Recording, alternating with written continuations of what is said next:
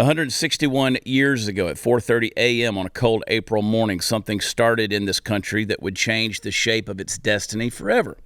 Something that tested the mettle of this fairly newly formed nation by rending its fabric right down the middle. Something that ultimately snuffed out the lives of 620,000 Americans. We call it the Civil War, and I'm praying to God that we don't soon have to refer to it as Civil War I, because Civil War II has come along to take its place in the dark annals of our very young history. President Trump's Florida residence of Mar-a-Lago was raided. Yes, raided. That is the right terminology. Just the other day, on Monday, August 8th, it was raided by the FBI under the direction, of course, of President Biden's Department of Justice. The raid was signed off on by the head of the DOJ, Merrick Garland, and was carried out while Trump was away in New York on other business. Now, the ostensible subject of the raid was, and this is the get out the popcorn moment, classified documents supposedly belonging to the Library of Congress, which had not been returned yet since Trump's departure from the White House back in January 2020. That's right, basically an overdue library book. So, yes, instead of serving a subpoena the way that would probably do for anyone else in the world not named Donald John Trump, the DOJ determined instead to make an example of the president. And in the most inflammatory way possible, short of arresting and frog-marching him into a waiting police car, this is exactly what they did. Folks, this is what we refer to in the professional world of color commentariat as bullshit, quite honestly. There's no better word for it. Now, there's a lot about this that boils my blood. And the fact that I'm not screaming and yelling at you should actually be a cause of concern even for myself.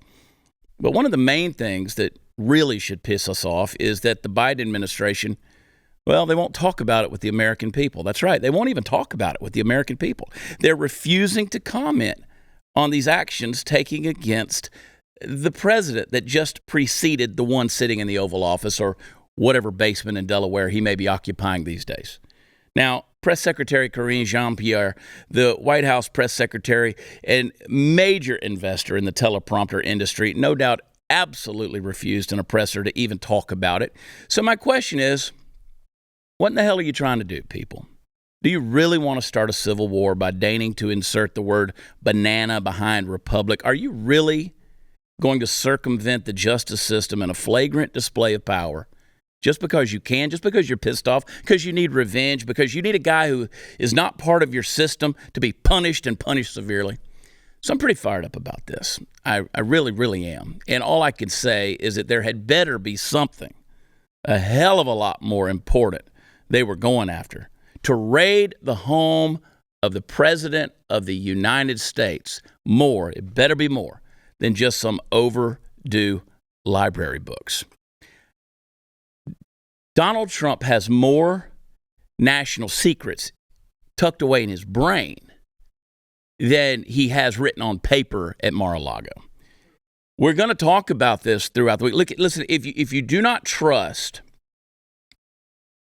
a former president of the United States with secrets, then you've got a problem.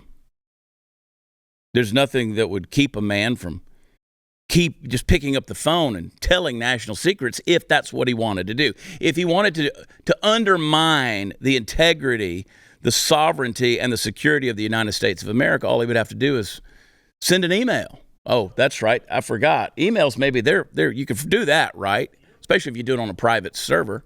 And then if somebody asks you about it, well, you just destroy those.